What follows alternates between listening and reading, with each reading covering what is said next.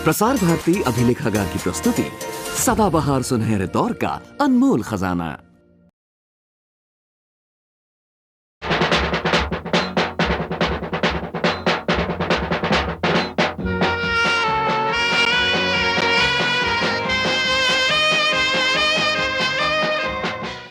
(1857) के स्वतंत्रता संग्राम को दबाने में हालांकि अंग्रेजों ने सफलता पा ली थी, फिर भी विद्रोह की आग कई जगह सुलगती रही।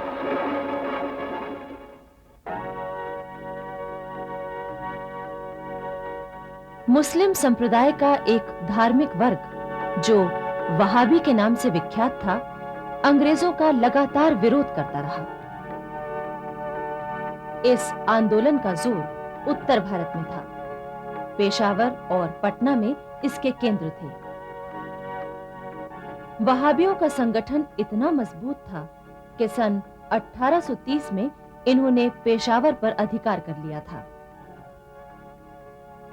उधर दक्षिण बंगाल में 24 परगना, नदिया और फरीदपुर में भी वहाबियों का अच्छा प्रभाव था। वहां के किसान तीतू मियां के नेतृत्व में विद्रोह के लिए उठ खड़े हुए थे और अंग्रेजी राज समाप्त होने की घोषणा कर दी थी। चारों ओर विद्रोह फैल गया। आखिर अंग्रेजों की सेना विद्रोहियों को दबाने के लिए आ गई। खुला संघर्ष हुआ। तीतू मियां मारे गए और 340 वहाबी पकड़े गए। इस तरह वहाबी आंदोलन, जो शुरू में धार्मिक रंग लिए हुए था, अंग्रेज विरोधी हो गया और आजादी का समर्थक बन गया। उधर सीमा प्रांत के वहाबियों ने अंग्रेजों से 1858 और 1863 में 2 बार युद्ध लड़ा। आखिर दिसंबर 1863 में अंग्रेजी सेना ने मलका के मजबूत किले को जीतकर वहाबी आंदोलन पर भारी चोट की। अंग्रेजों ने सीमा प्रांत के वहाबियों को पकड़कर उन पर मुकदमे चलाए। सन 1871 में एक वहाबी नेता अमीर खां पर मुकदमा चलाया गया। वहाबियों ने पैरवी करने के लिए मशहूर अंग्रेज वकील मिस्टर एनएसटी को खड़ा किया। मिस्टर एनएसटी ने अंग्रेज होकर भी वहाबियों के पक्ष को बड़ी मजबूती से अदालत में रखा। उनकी दलीलों को वहाबियों ने पुस्तक रूप में प्रकाशित कर दिया, जिससे उनका अच्छा प्रचार हुआ। जज ने मुकदमा तो खारिज कर दिया, किंतु अमीर खां को नहीं छोड़ा गया। ये अंग्रेजों के काले कानूनों का एक नमूना था। इस पर एक दिन मौका पाकर अब्दुल्ला नामक एक वहाबी ने जज पर छुरे से हमला कर दिया। बाद में इसके लिए अब्दुल्ला को फांसी हो गई। उधर पटना में वहाबी आंदोलन के नेता थे मौलवी अहमदुल्ला।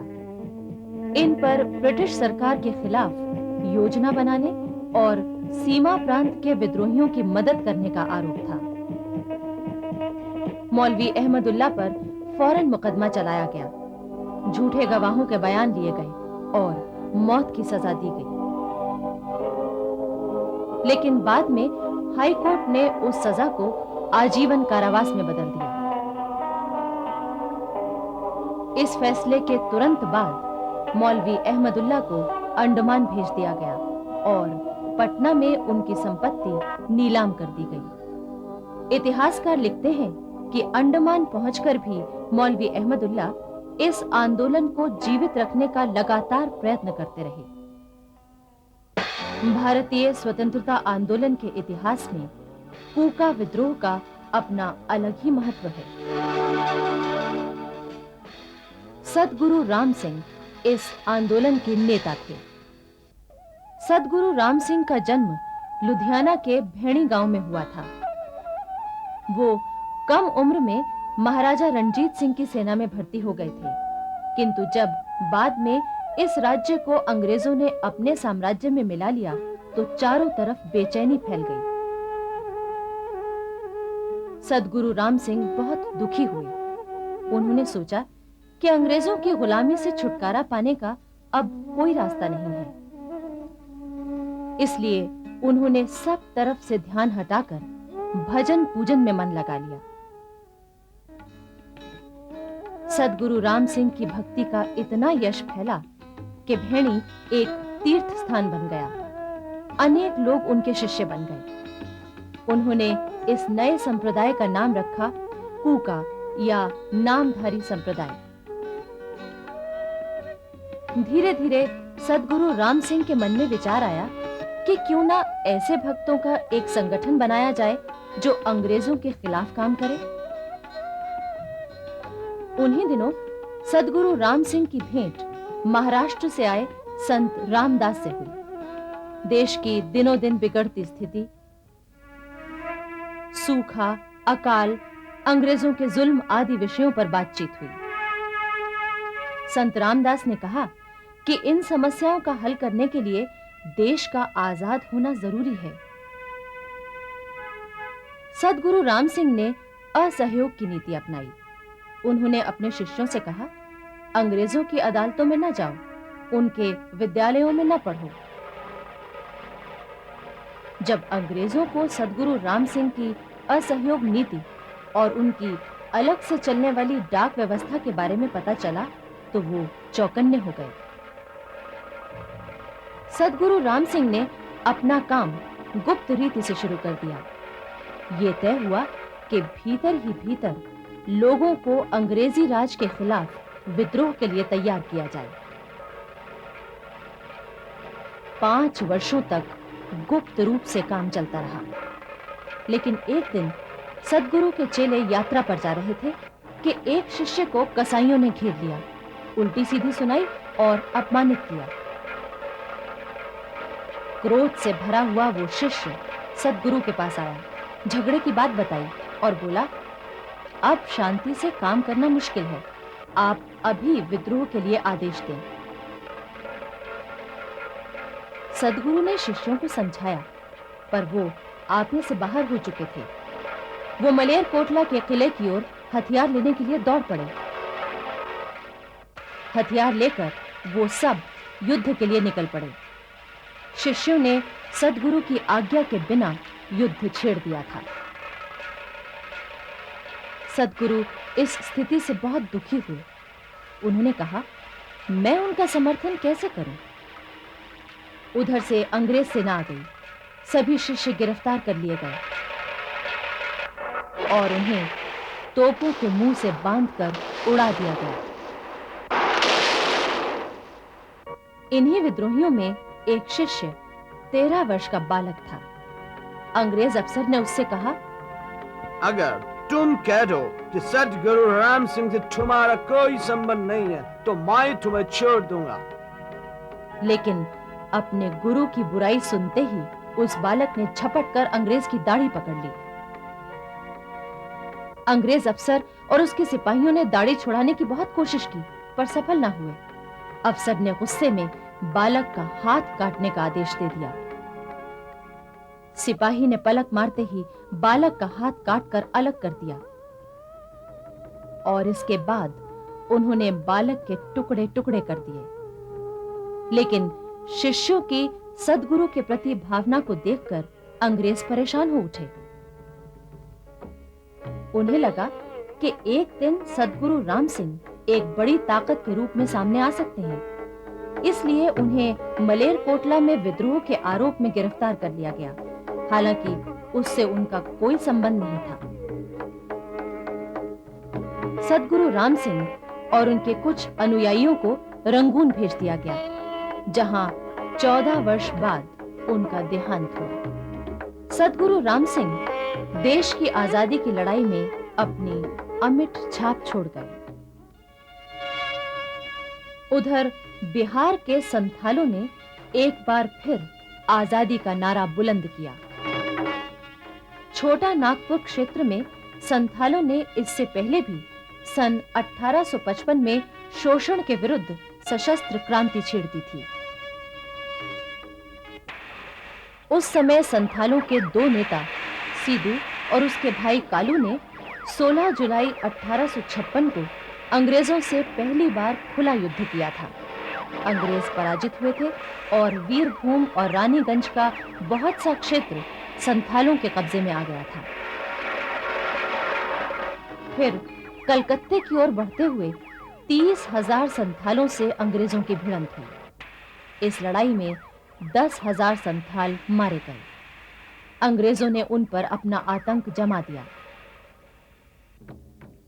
सन 1871 में पुनः संथाल विद्रोह भड़का, पर अंग्रेजों ने इसे दबा दिया। विद्रोह दब तो गया, पर बंद नहीं हुआ। इसके बाद बिहार के रांची और सिंहभूम जिलों के मुंडा आदिवासियों ने अंग्रेजों के शोषण और अत्याचार के खिलाफ फिर विद्रोह किया। इस विद्रोह का नेता था एक युवक, मुंडा बिरसा। बिरसा कुछ पढ़े लिखे थे। उन्होंने उस समय के समाज और शासन की स्थिति देखकर ये महसूस किया कि न्याय पर आधारित भूमि व्यवस्था और शोषण से बचने के लिए लंबा संघर्ष करना होगा। दूसरी ओर बिरसा ने आदिवासी समाज की जिस तरह सेवा की, उससे वो जल्दी ही लोकप्रिय हो गए। बिरसा ने जहां आदिवासियों में व्याप्त अंधविश्वासों को दूर किया, वहीं ईसाई मिशनरियों के फैलते प्रभाव को भी रोकने की कोशिश की। उन्होंने किसानों को शोषण के खिलाफ जगाया। आखिर मुंडा बिरसा की लोकप्रियता और शोषण विरोधी कार्यों को देखकर अंग्रेजों ने उन्हें गिरफ्तार करने की कोशिश की। इस पर मुंडा आदिवासियों ने जिहाद छेड़ दिया। फिर भी अंग्रेजों ने बिरसा को एक रात गिरफ्तार कर ही लिया। बिरसा को 2 साल की सजा देकर हजारीबाग जेल में रखा गया। जेल में वो हमेशा आदिवासियों के अधिकारों की रक्षा के लिए सोचते रहते। 2 साल बाद जब मुंडा बिरसा जेल से छूटे, तो उन्होंने चलखेद में एक सभा की। प्राचीन मुंडा राज्य के ऐतिहासिक स्थलों और मंदिरों के दर्शनों की योजना और राजनैतिक चेतना जागृत करने की कार्रवाई शुरू की। इस पर अंग्रेज फिर उन्हें पकड़ने के लिए आए, पर मुंडा बिरसा कहां हाथ आने वाले थे। वो आदिवासियों का संगठन कर उन्हें विद्रोह के लिए तैयार करने में जुट गए। उन्होंने अपनी गतिविधियों का केंद्र डुम्बरी में बनाया, जो चारों ओर से पहाड़ियों से घिरा है। होली के अवसर पर आयोजित सभा में ब्रिटिश सरकार और महारानी विक्टोरिया के पुतले जलाए गए। इसके साथ ही बड़े पैमाने पर विद्रोह की योजना बनाई गई। ब्रिटिश अधिकारियों को हटाकर बिरसा के नेतृत्व में नए राज्य की स्थापना की तैयारी शुरू हो गई। आखिर योजना के अनुसार सिंहभूम जिले के चक्रधरपुर, रांची के खूंटी, कर्रा, तोरपा, तसार और बलिया में विद्रोह भड़क उठा। अंग्रेज सेना तुरंत विद्रोहियों को दबाने के लिए सक्रिय हो उठी। सैल रकाब की पहाड़ी पर जबरदस्त युद्ध हुआ। आदिवासी तीरों और पत्थरों से अंग्रेजों की गोलियों का मुकाबला कर रहे थे। चारों तरफ आतंक, दमन और अत्याचार का वातावरण फैल गया। भारी संख्या में आदिवासी मारे गए। विद्रोह एकदम ठंडा कर दिया गया। पर बिरसा पकड़ में नहीं आ रहे थे। अंग्रेजों ने उनकी गिरफ्तारी के लिए पुरस्कार घोषित किया। बिरसा किसी तरह जंगलों में छिपते भटकते समय काट रहे थे कि एक दिन उनके ही साथियों ने धन के लालच में उन्हें पकड़वा दिया। जेल की कैद में बिरसा का स्वास्थ्य बिगड़ गया और उनका देहांत हो गया। किंतु आज भी वहां बिरसा को देवताओं के समान पूजा जाता है।